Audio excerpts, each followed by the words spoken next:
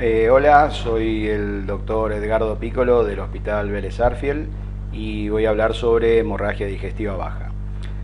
Primero sobre la definición, las etiologías, los diagnósticos, los tratamientos y por último vamos a tener dos algoritmos, uno de diagnóstico y otro de terapéutica, que va a funcionar como resumen de esta charla. Bueno, la hemorragia digestiva se define como la pérdida de sangre hacia la luz del tubo digestivo, que generalmente se exterioriza por la salida de la misma a través de la boca, evidenciada por hematemesis, o el ano, evidenciada por melena o enterorragia.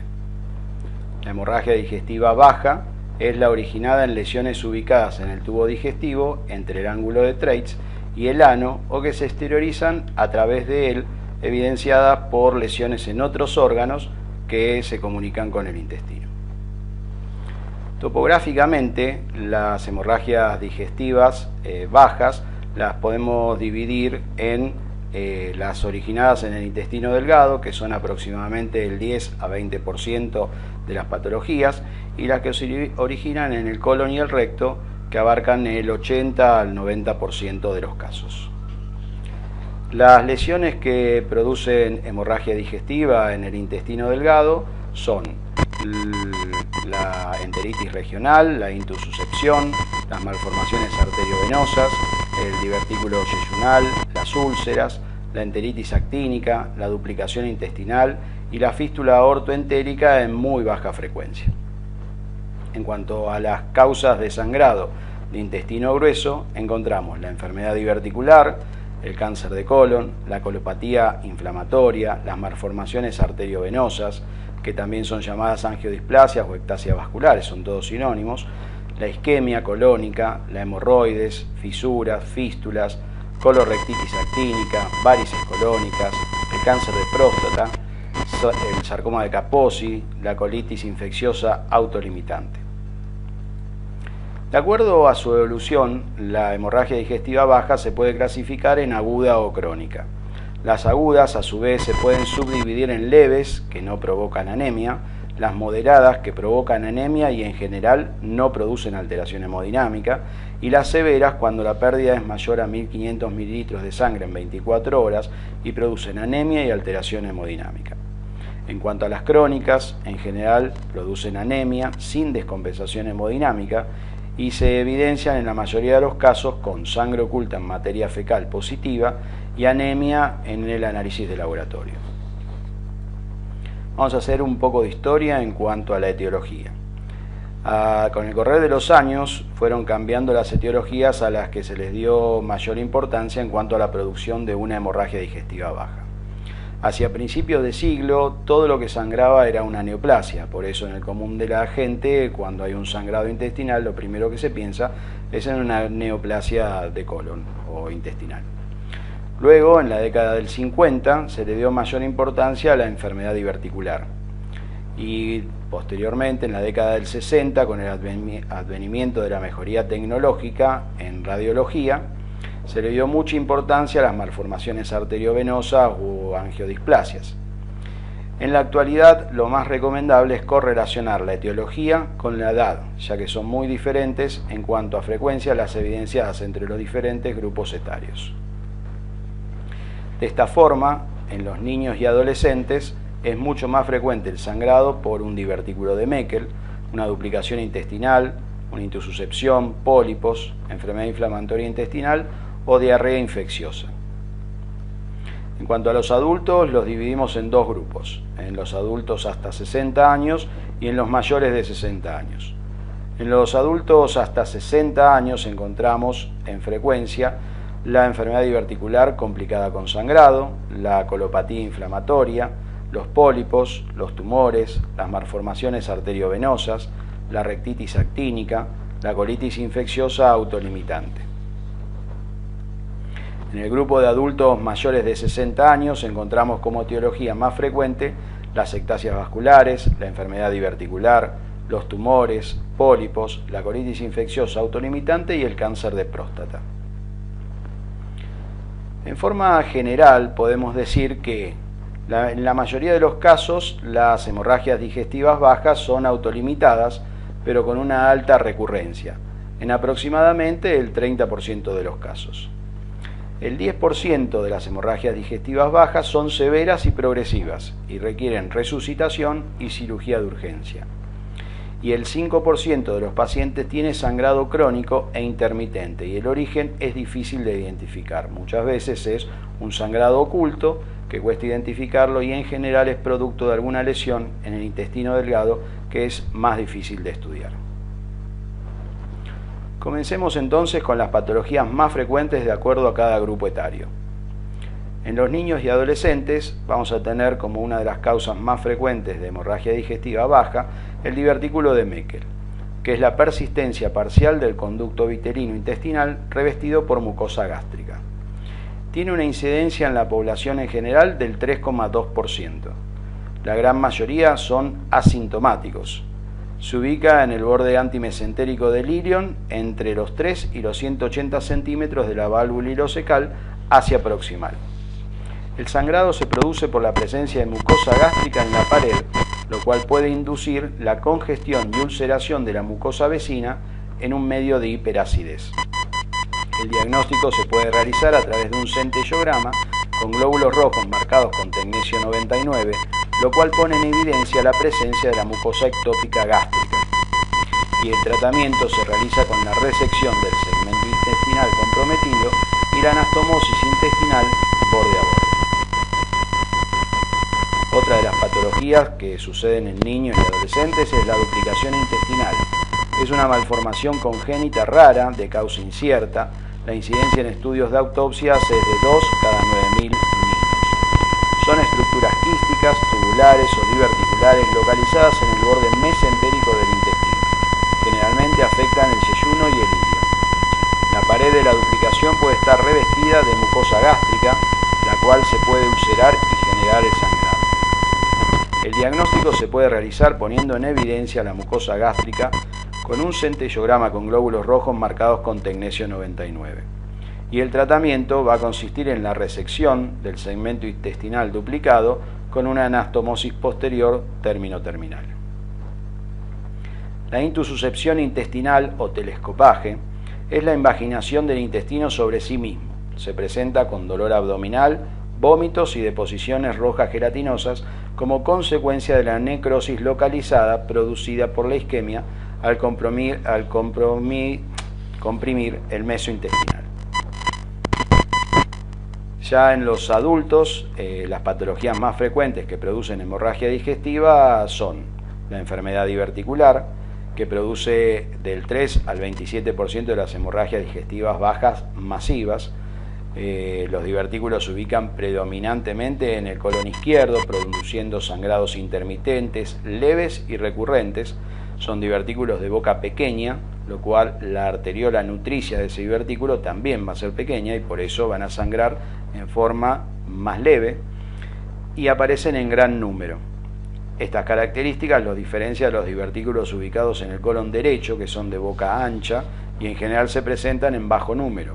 Al producirse un sangrado de estos divertículos más grandes, la arteriola nutricia también es más grande, van a tener más posibilidad de generar hemorragia digestiva baja grave. La enfermedad diverticular afecta a más del 50% de la población mayor de 60 años. La arquitectura anatómica de los divertículos colónicos nos muestra una base recta prominente que se ubica en la cúpula y el cuello del divertículo íntimamente unida a la serosa y separada de la luz del divertículo por mucosa. La ulceración de esta mucosa produce cambios inflamatorios en la pared arterial, lo cual favorece el sangrado hacia la luz del intestino. A la microscopía podemos encontrar engrosamiento difuso de la íntima, duplicación de la lámina elástica interna y adelgazamiento de la media. La presentación clínica de las hemorragias digestivas bajas por divertículos muestra ciertos parámetros. Los divertículos de colon derecho dan más hemorragia digestiva bajas graves. Los de colon izquierdo dan más sangrados intermitentes, leves y recurrentes. Se produce un cese espontáneo en el 60 a 70% de los casos. Hay un sangrado persistente en el 20% de los pacientes y se producen resangrados en el 20% de los mismos. La La neoplasia colónica es otra de las patologías que afecta a los adultos mayores de 60 años y a los menores de 60 años también, pero en menor intensidad. Las neoplasias colónicas producen un sangrado intestinal. En muchos casos la hemorragia digestiva es el motivo de consulta en estos casos. En líneas generales el colon derecho produce sangrado crónico y oculto, con una sangre oculta en materia fecal positiva y anemia. En la patología del colon izquierdo hay más tendencia a la hematoquesia. Las lesiones de recto se identifican por proctorragia. Las angiodisplasias o ectasias vasculares o malformaciones arteriovenosas o angiomas, son todos sinónimos, es la anormalidad vascular más común del tracto gastrointestinal. Son lesiones degenerativas asociadas con el envejecimiento. Las angiodisplasias casi siempre están limitadas al ciego o al colon ascendente. En general son múltiples y raramente solitarias y tienen menos de 10 milímetros de diámetro. En algunos casos se asocian con lesiones vasculares en intestino delgado. El diagnóstico se puede realizar por videocolonoscopía o por arteriografía. La arteriografía va a confirmar la lesión y permite muchas veces realizar el tratamiento del sangrado activo. La colitis isquémica es un trastorno común del intestino grueso en gerontes.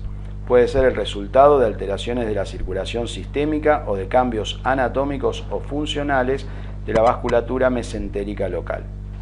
La incidencia de colitis ulcerosa está subestimada, ya que muchos pacientes experimentan un daño leve o transitorio.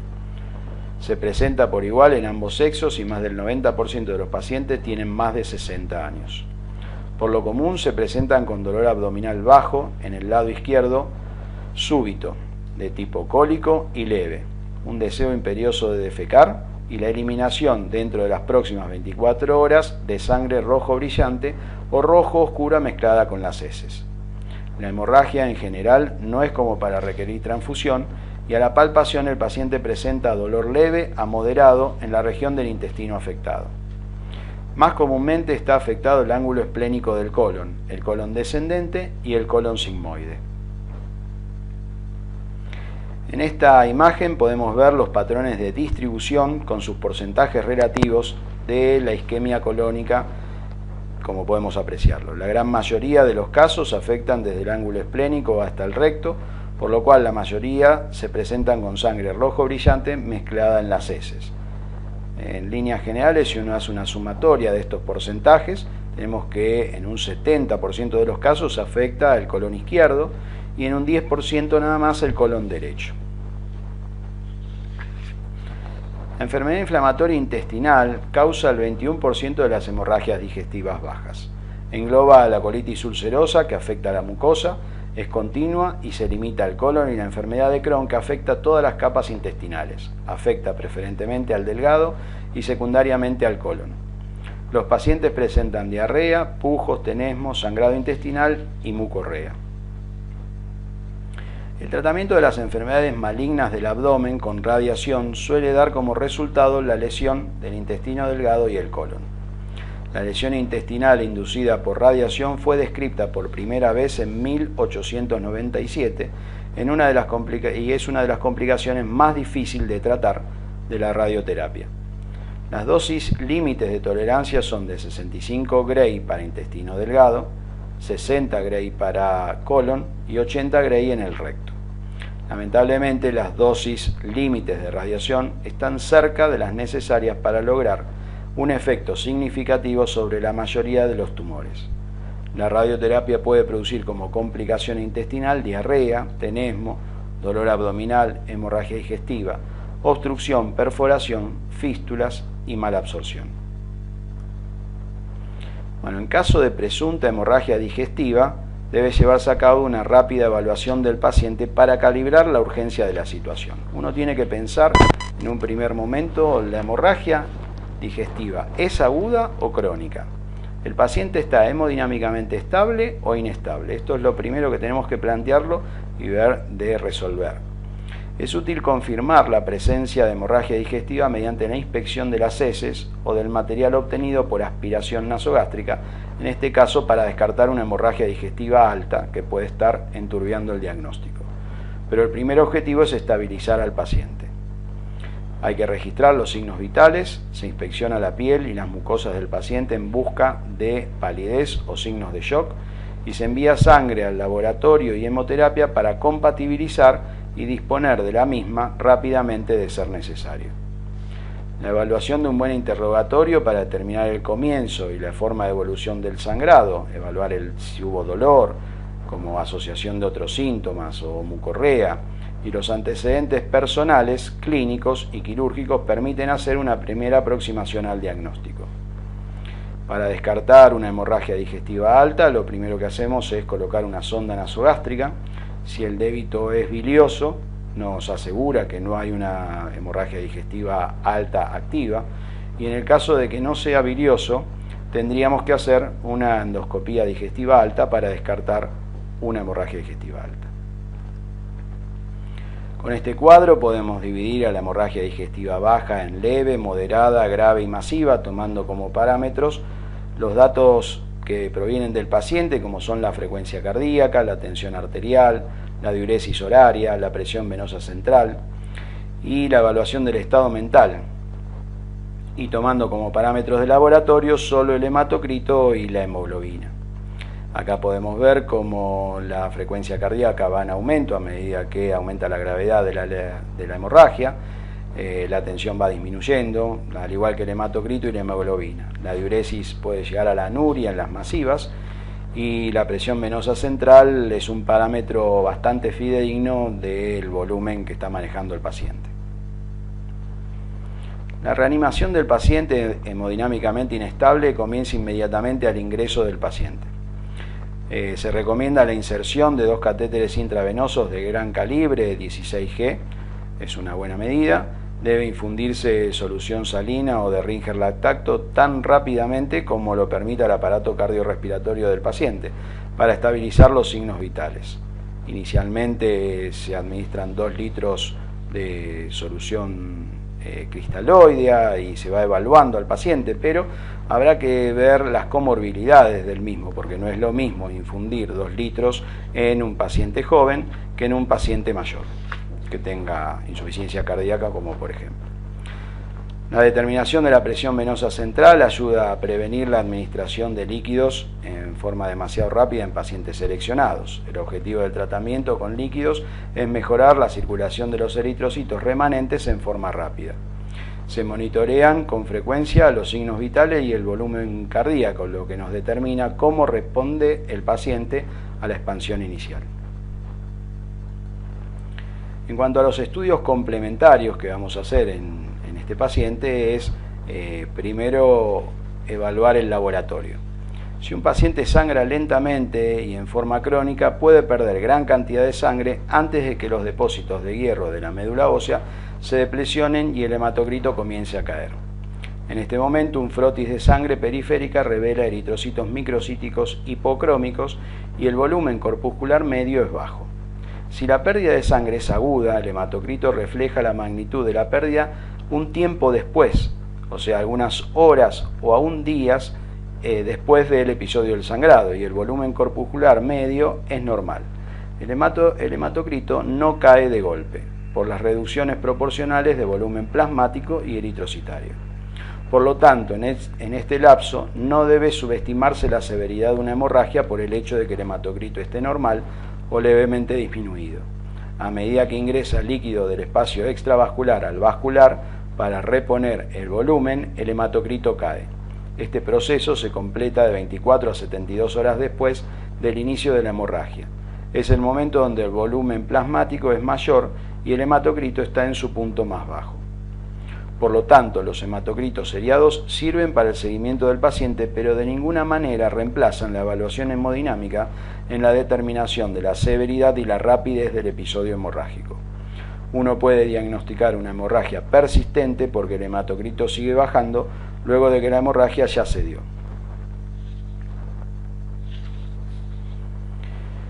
Bueno, en una etapa temprana, la anoscopía y la rectosigmoidoscopía permiten determinar lesiones bajas evidentes como hemorroides, fisura anal, úlcera rectal, proctitis o cáncer rectal. El procedimiento es difícil cuando la hemorragia es abundante y a menudo resulta imposible poder decidir si la sangre proviene por encima del sigmoidoscopio o es por detrás del sigmoidoscopio.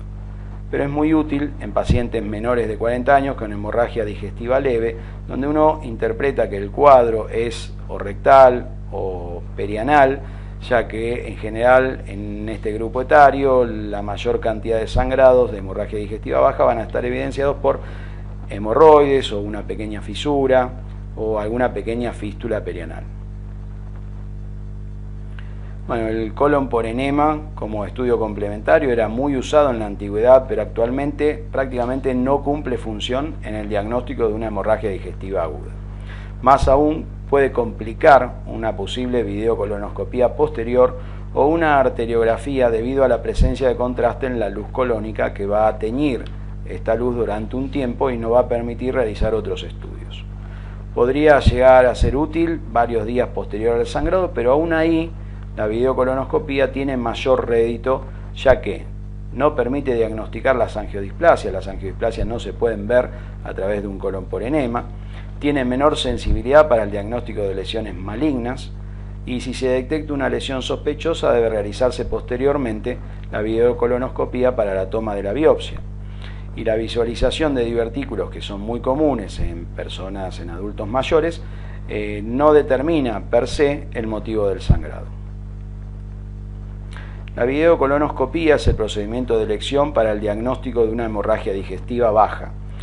Es la forma más directa de visualización de la mucosa colónica e incluso puede realizarse con sangrado activo, aunque no masivo. No se recomienda una videocolonoscopía en un paciente que tenga un sangrado masivo con descompensación hemodinámica. Es preferible tener un paciente sin diagnóstico a que tener un diagnóstico en un muerto.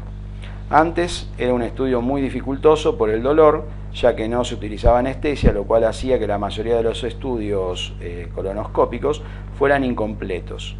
En la actualidad, con el apoyo anestésico y la mejoría tecnológica de los equipos, se logra entre un 90 a 100% de estudios completos y entre un 95 y 100% de diagnóstico correcto dependiendo de las series revisadas.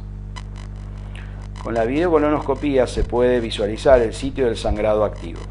Se puede llegar a encontrar sangre fresca, por ejemplo, en colon descendente, sin evidencia de sangre en colon ascendente, lo cual determina que la lesión sangrante está en el colon izquierdo, lo que permite localizar la zona de posible resección en caso de tener que llegar a una cirugía de urgencia sin diagnóstico definitivo. O puede mostrar coágulos adheridos a la pared, evidenciando el sector colónico que sangró recientemente. Los procedimientos endoscópicos que se pueden realizar para la hemostasia son la electrocoagulación bipolar, la coagulación con láser, la utilización de plasma de argón, la colocación de grapas metálicas como el triclip o el hemoclip, la inyección de epinefrina diluida al 1 en 10.000 o el uso de pegamentos de fibrina. En algunos casos se pueden combinar diferentes procedimientos, como por ejemplo la inyección de epinefrina, 1 mililitro por cuadrante, rodeando la lesión sangrante, y luego coagulación bipolar sobre la propia lesión. La efectividad de estos procedimientos varía entre 52 y 87%, dependiendo de la lesión a tratar, de los métodos disponibles y de la experiencia en el procedimiento que tiene el equipo de endoscopistas que la realiza. Cuando el paciente requiere una cirugía de urgencia y no se ha podido identificar el sitio de sangrado en el preoperatorio, se puede aportar un diagnóstico con la realización de una colonoscopía intraoperatoria. Esto permite una eficacia diagnóstica del 90%, logrando en los casos de diagnóstico disminuir la magnitud de la resección colónica, disminuyendo de esta manera la morbimortalidad operatoria. La centellografía con glóbulos rojos marcados con tecnesio 99 permite la identificación de lesiones sangrantes con sangrados activos o intermitentes, ya que los glóbulos rojos marcados son activos hasta por 24 horas luego de la activación con el tecnesio 99. En algunos casos se puede ver la extravasación hacia la luz intestinal, determinando no solamente la lesión, sino también confirmando el sangrado activo. En otros casos se logra identificar la lesión, como por ejemplo una angiodisplasia o la mucosa gástrica ectópica de un divertículo de Meckel. En estos últimos casos permite ubicar la zona para luego, con una arteriografía o una cirugía, poder realizar la terapéutica o una videocolonoscopía, poder confirmar el diagnóstico de la lesión. La angiografía puede detectar el sitio de la hemorragia, para lo cual requiere que el paciente esté con un sangrado activo importante, de aproximadamente 1 a 3 mililitros por minuto, unas 10 a 30 veces mayor que para la centellografía. Este nivel de hemorragia hace que el paciente esté próximo a la descompensación o descompensado. Por eso se dice que si no hay un sangrado activo importante, la angiografía no va a mostrar el sitio del sangrado. Este estudio es más invasivo y tiene alto rédito para sangrados activos masivos, pero en sangrados leves solo identifica imágenes patológicas. La posibilidad de realizar terapéutica con embolización o inyección con vasopresina le da una mayor importancia a este procedimiento. La inyección con vasopresina actúa sobre el músculo liso, provocando la contracción de la pared colónica y el espasmo de las arteriolas de mediano calibre, que disminuyendo el flujo sanguíneo producen la formación de un trombo a nivel del sitio de sangrado. La inyección de vasopresina detiene la hemorragia en el 70 a 80% de los casos, pero se observa una recidiva del sangrado en el 25% de los mismos, cuando el sangrado es de origen diverticular, y en el 80% cuando es generado por una angiodisplasia. Las posibles complicaciones por el uso de esta droga son la hipotensión, arritmia e isquemia de endocardio, intestino o extremidades. Con la embolización se intenta obliterar el vaso sangrante mediante el uso de gelatinas absorbibles, polivinilalcohol o cianoacrilato, provocando la interrupción de la hemorragia. La pobre circulación colateral del colon favorece a veces la necrosis intestinal, en el 15 a 39% de los casos. El uso de microcatéteres disminuye los riesgos de esta complicación, que pueden llevar a una cirugía de urgencia.